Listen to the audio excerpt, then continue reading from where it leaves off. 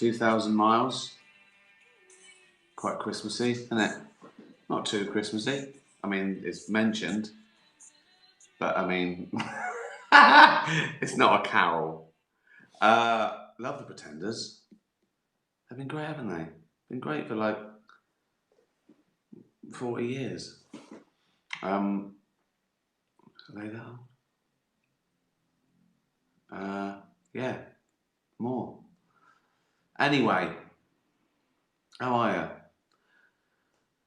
Still doing this. Whatever the weather, however I feel. Still no knighthood. Same way as Pickle. How's Pickle? They see, no one cares about me. No one cares that I'm doing this. Oh dear. It's just passed by, isn't it? I'm not gonna moan. Because it does no good. Because no one gives a fuck. Good. I do it for the love of it. Right, let's get some questions going. Did you collect anything when you were a kid? Also, what's the most bizarre collection you've heard of? My husband knew a boy in his school who bit his toenails and kept them in a glass jar. Bit his toenails as well, though. What sort of kid is that? I mean, yeah, that's collecting them is mental, but just sitting on the floor biting your fucking feet. That's bad enough, isn't it? What's he doing? Biting his toenails. What's he doing now? Putting them in a jar. Fucking hell. There's lots of weird collections, isn't it? I don't know what it is. I don't know what that says about. I always think that train spotters. I mean, I know people take the piss out of train spotters, and they hook up and meet up. And my thing with train spotting is this: if you want to get, you know, a train that's the 3:32 from Crewe, just go to Crewe at 3:32, and it's there. It's not like bird watching when you go, oh, that shouldn't be here yet. That should be in Africa now, and it's here 2 weeks early. That's amazing. Oh, that's rare. But do you know what I mean? I need I need that train. It's there. It is, and they do that, and they go right. I think it's sort of camaraderie. Like that's all they've got in common. But then they sort of get to know each other, and they should go. Let's go to the pub. I don't need I don't need it anymore. Let's just go to the pub. We're friends now. We don't need to stand on the station. Anyway, but whatever. You know, it's something to do, isn't it? Did I ever collect anything? Nature. Just things from nature. Do you know what I mean? I wanted everything from nature. I don't think I did have a collection. I did. One thing when I was a kid, I remember. Oh, pens. I loved pens and pencils. I loved that. Nerd. It wasn't a collection though. I liked them. You know, I liked stationery. That was the best thing about next year at school. I didn't care about getting a new uniform or anything like that, but I loved getting new stationery. Nerd. I remember a thing. The only thing I remember actually trying to get all of them was Lucky Luke. This to mean nothing. I mean, I'd be surprised if there's one person out there who knows what I'm talking about. And it was like little figurines you got from a lucky bag, and it was random, and you had to get the whole set. So it's probably by today's standard, it probably cost thousands. I think that's the only thing I collected. I mean, I had things like the different Tonka toys, but it was never a collection. I might have had 5. I had 5 of some things, but that's the only thing I tried to get over. But I think I was 11. Good question. What's the weirdest collection? I don't know. They're all sort of weird to me. Those people who have those dolls in jars, like around the house. It's a bit weird, isn't it? Leslie, what archaeological find in history do you find most interesting or shocking? Where would you like to visit? I didn't want the day to end when we visited Pompeii. Oh, that's a good one. Yeah, things like that, really ancient things. And you find things that are so familiar. Like things they did like 5,000 years ago. There's Pickle meowing. Oh, what is she doing? What? She doesn't want to come in. She just knows I'm in here doing something. What do you want? Come on then. Come and say hello then. She doesn't want to do it.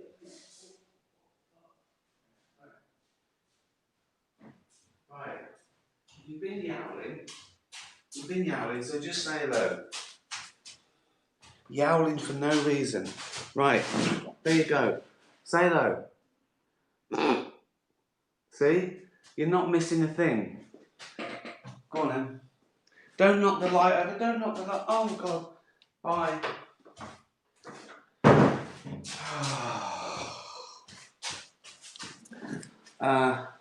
Yeah, I'm fascinated with things like that. Anything to do with fossils is pretty amazing. I know that's not strictly to do with history, but certainly prehistory. In history, I do think of the early man. I do think, like druids and stuff.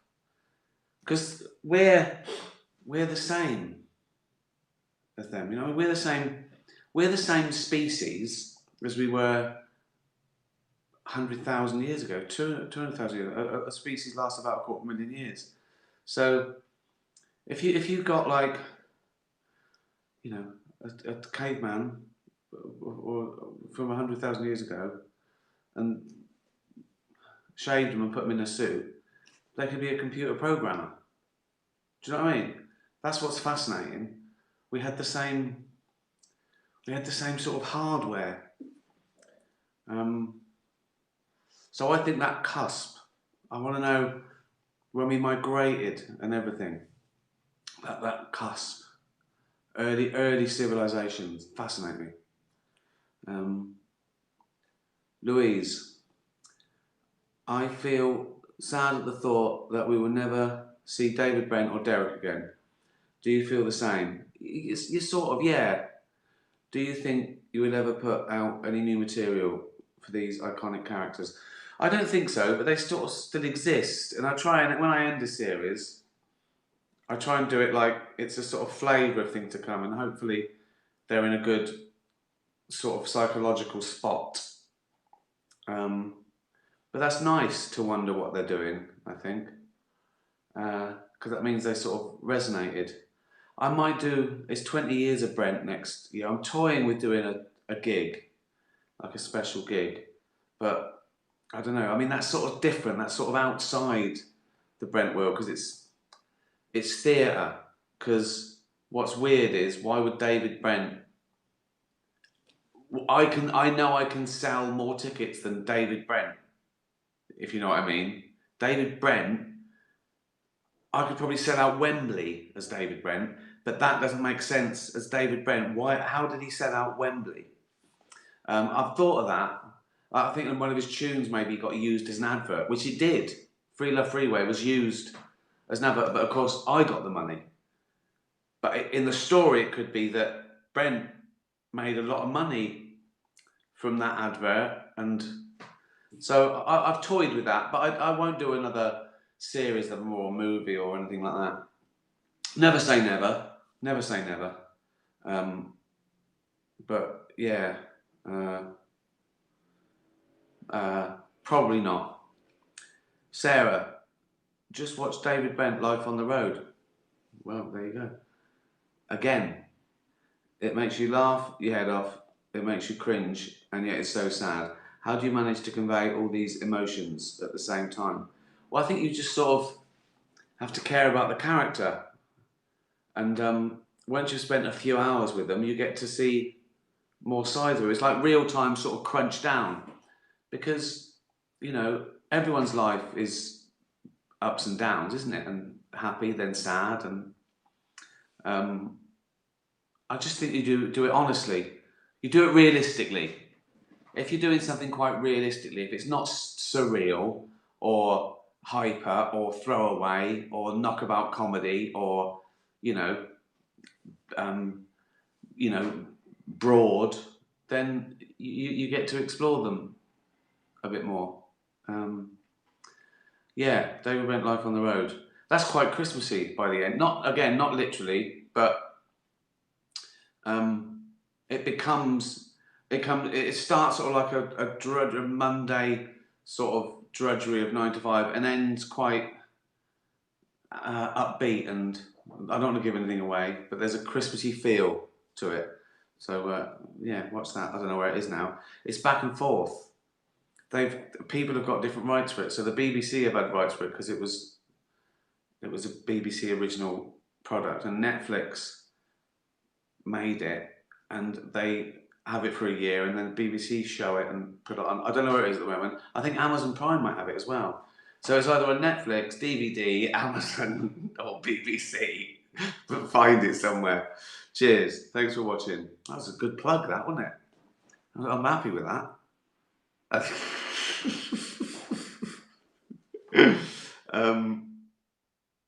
Right. What's this? Titch, which is Rupert's sister. My fave smells are my dad's slippers, fox poo, and my toys. What are your 3 favourite smells that you love to sniff? That's a good question. That's a good question, Titch. Well, obviously we're conditioned to like food smells. I don't know if that counts, because like if you walk past, you smell vinegar on hot chips, you salivate. And smell is also linked to taste, so I don't know if that counts food smells. Like coffee. I love the smell of coffee. It makes me want a coffee. But I think that's almost not a taste thing, a choice thing. It's a physical thing. But that didn't count food. And like baked bread and all that stuff. Oh God, amazing. I like nature smells. Like the sea. I love it when you're getting close to the sea. That's great. I like soil, like in the woods. I love that sort of. I don't know what it is. I suppose it's sort of a rotting. I don't know. This just makes me feel good. Smells of nature are nice. Cedar. Cedar. That's got everything as it. That's got nature, and it's sort of linked with sort of coziness and, you know, warmth and safety. That's that smell of a real fire. Laundry. Love laundry. There, that's not number one. I absolutely love that. When you go past somewhere and they've just done a, you know, like an industrial thing, that's I love that. Yeah, laundry's good. Clean smells are nice, aren't they? I like being clean. Churchy smells. I like that. Incense and beeswax, furniture polish. I've loved that ever since I was a kid. Like even Pledge. Just, I think it's because when I smelt that sort of old fresh, it meant it was the holidays, because I was still at home when my mum sort of did the housework. So I'd get up later than usual and she'd have polished everything. So I remember thinking maybe it's like that. That's like, oh, I'm on holiday. Or it might just be nice. Okay, so laundry,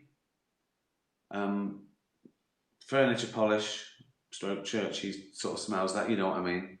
Maybe cedar. And cedar, that sort of real fire. If I'm allowed food and coffee. So yeah. I think all those laundry, but they should do a candle. I like candles, see, like incense. Like, they should do a candle of laundry, shouldn't they? And furniture polish. I think Gwyneth Paltrow missed a trick when she made. What was that? What was that marketing meeting like? When she said, "Okay, guys, I want to put out a candle," and they went, "Great. What do you want? Sort of laundry smell? No, no laundry, no. Oh, what? Like a churchy smell? No, no. Coffee? No, minge. I want it to smell. I want a candle that smells of my minge. Right. Okay. Not like, but no. Fanny, pure Fanny. I want every house in the country to smell of Fanny. Okay? Okay, good. We'll go to the proposal now. Oh, Daniel, Brent, Derek, and Tony are now considered classic comedy characters. There's a lot of that, a lot of my back catalogue. This is really good. This is really good for plug-in. It's still on sale. But do you already have an idea in your mind for your next character?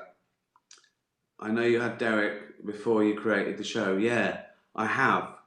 I've got it down to 3 totally different ideas, and Netflix have already bought it because I told them I want to end Afterlife now, and so they said, okay, we want the next thing. We're just starting on the next thing. Same deal. But I don't know which one I'm gonna go for yet. I can't even think about it yet, although I have. But I've got the outline of 3 completely different sort of sitcoms,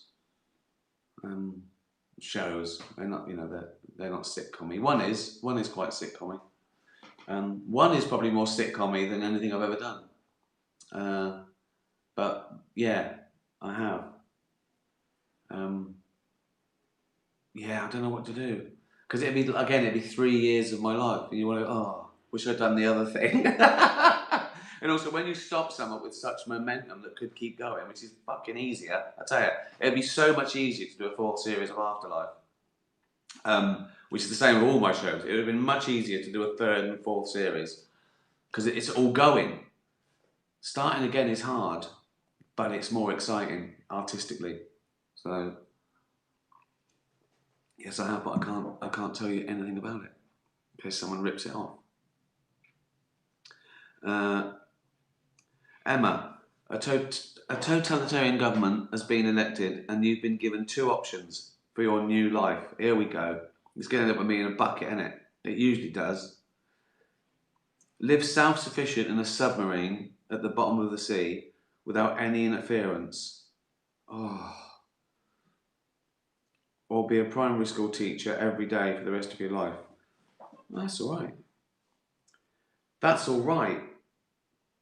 I quite like that. I quite like the idea of teaching. I think that would definitely been on the cards. I think it was on the cards before be quite a nice, fulfilling job. I like the hours.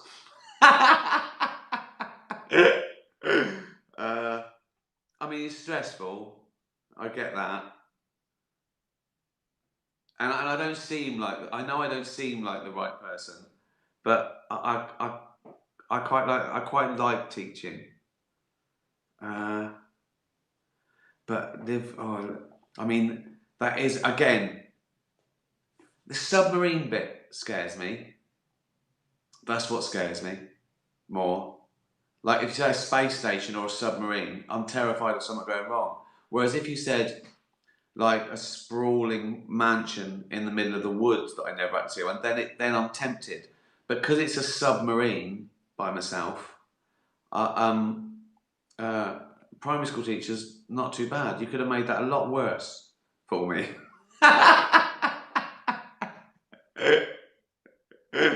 Oh dear. I don't even get any work done though. I just want to win them over. Whatever. If they didn't want to learn and they just wanted to throw mud at each other, I'd go, let's play mud throwing. Let's do mud throwing, and then just let them just throw mud Right, 3 o'clock. Fuck off. And you know what I mean? They'd come out of school happy with no qualifications.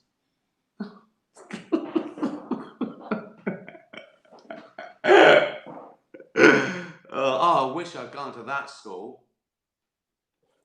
Bella, sometimes when I'm dreaming of Zoomies, that's running around like a lunatic, I wake myself up because my legs start flapping.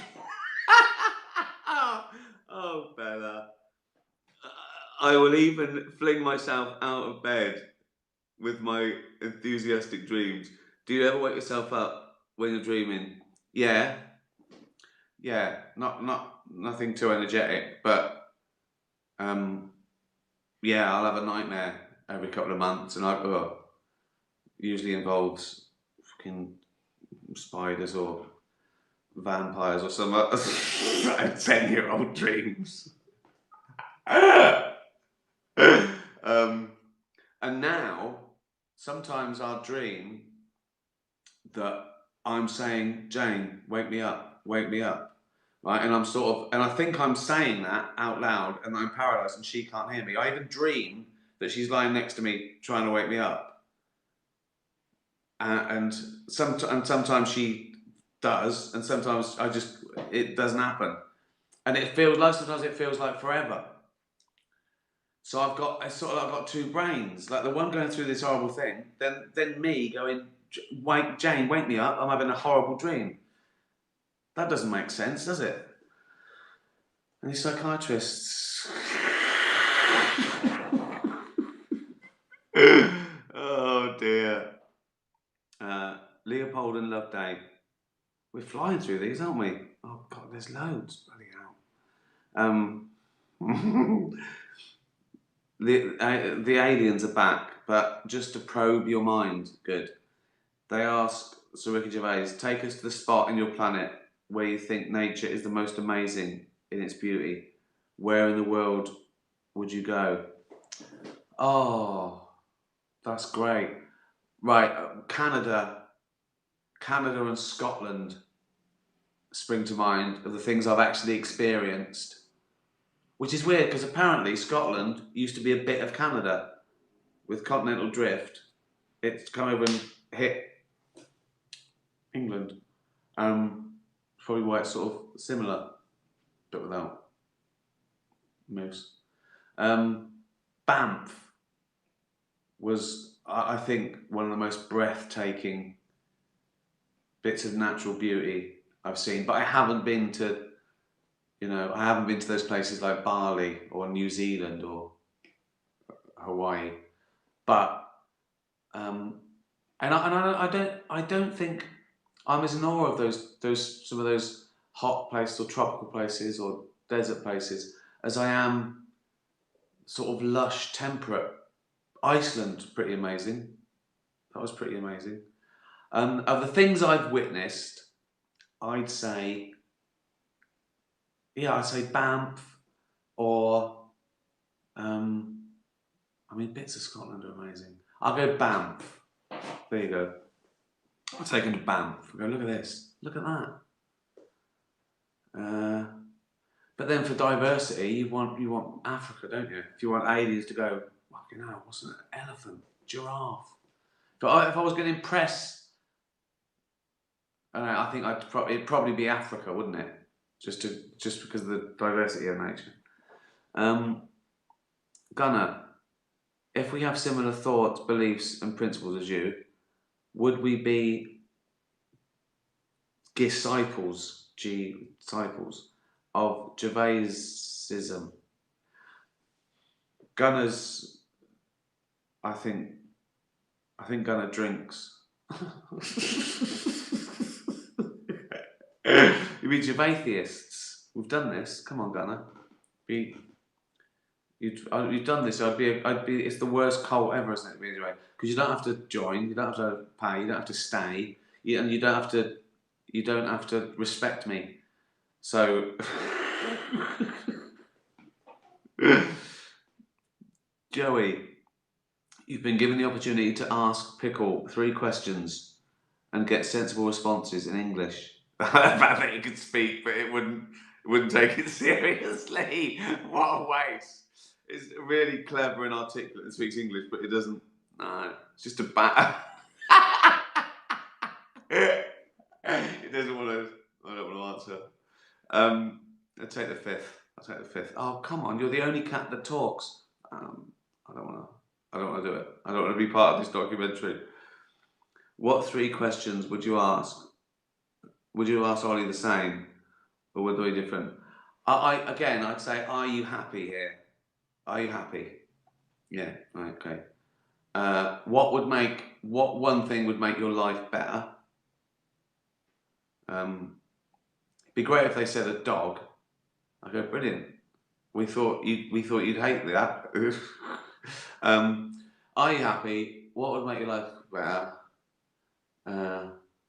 What's your favourite thing? What's your favourite thing that happens? I'll do that.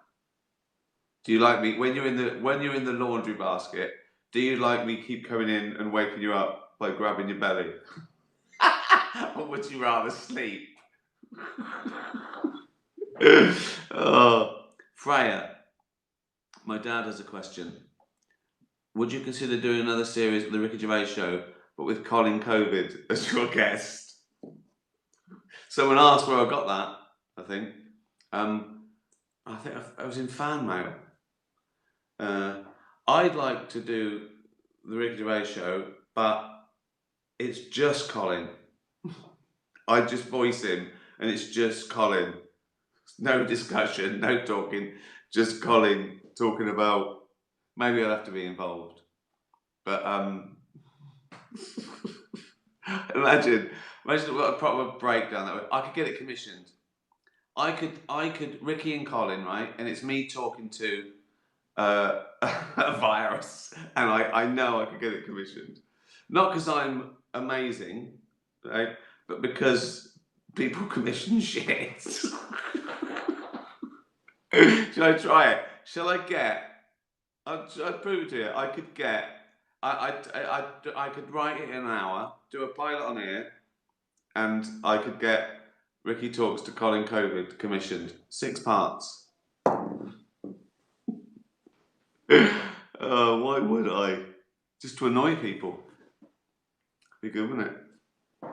Right, one more question. Kermit. Kermit's written a little essay. Kermit's a cat. Oh, Pickle. Squeaking. She's been fed. She wants to know what's going on. I'm in here with the door shut, so she's going, what's he doing in there? You're on a ship in the middle of the ocean with your 2 best friends and your favourite animals from this show. The ship begins to sink and a small life raft appears. You get into the raft and find there is only room for you and either your 2 best friends or us. Who do you save along with yourself? Please consider how cute I am in the attached photo. You're very cute, Kermit.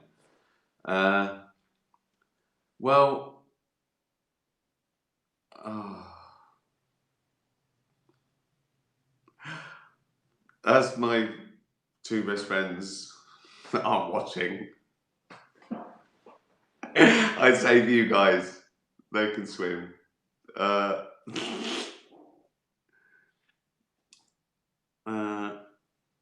When did you realise you were an animal person? And what age did you get your first pet? From Jules, Puddles and Stan. I was born into it. When I was born, my mum already had an old ginger cat called Smokey, who died when I was about 3 or 4. And my mum's party trick was to sing that song, On Top of Old Smokey. And I'd just start crying. Any psychiatrists watching? And a fat fox terrier cross called Betsy, who was, I remember as I got older, was sort of like deaf and going a bit blind.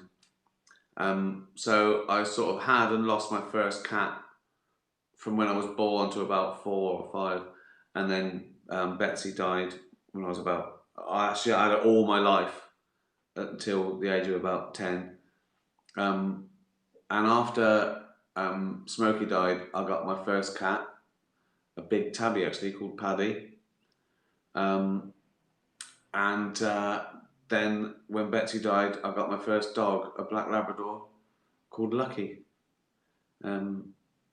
So yeah, I was born loving animals. We are animals. I don't get this thing. It's always been, they're animals. They're amazing. It's like breathing or drinking. You know, okay, when's the first time you enjoyed breathing or drinking or eating? It's the same. It's part of life. Animals, nature. That's what it's. We are that. We are part of it. We're not above it. We're not in charge of it. We're an animal, and then we're the worst one. Right, one last question. Oh look, one last question. That's it. Ollie Comic Spirit. Tonight you'll be visited by 3 ghosts. One from your past, one for your present, one for your future. Who would you hope to see and why? Well, obviously it would have to be one of my family, wouldn't it, from the past? And now they'd be arguing. Go, why did he choose you?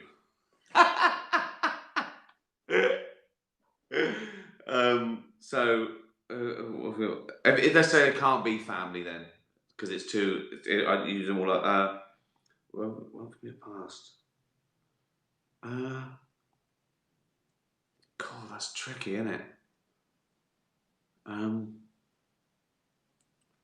That's one for your present. Who would that be then? One for your future. See the future. I want me from my future, so I show I'm still alive. And I go, fuck me, you're fat. Present. It'll be for my present.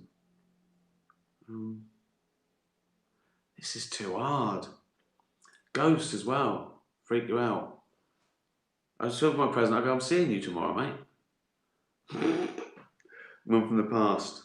Who would that be?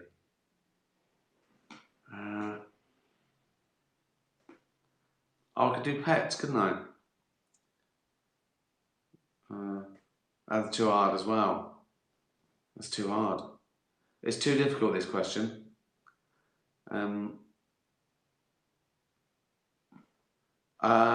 What about if it wasn't what if it wasn't related, or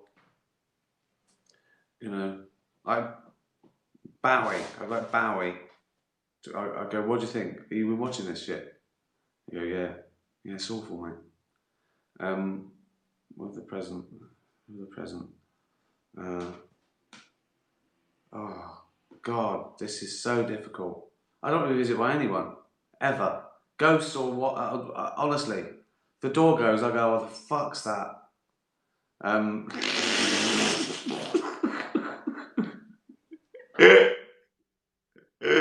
Oh dear. Just Bowie. Let's have a chat, catch up. He can be present as well, and I'm the future. What a load of fucking nonsense that was. Thanks for watching, everyone. Say bye. Bye.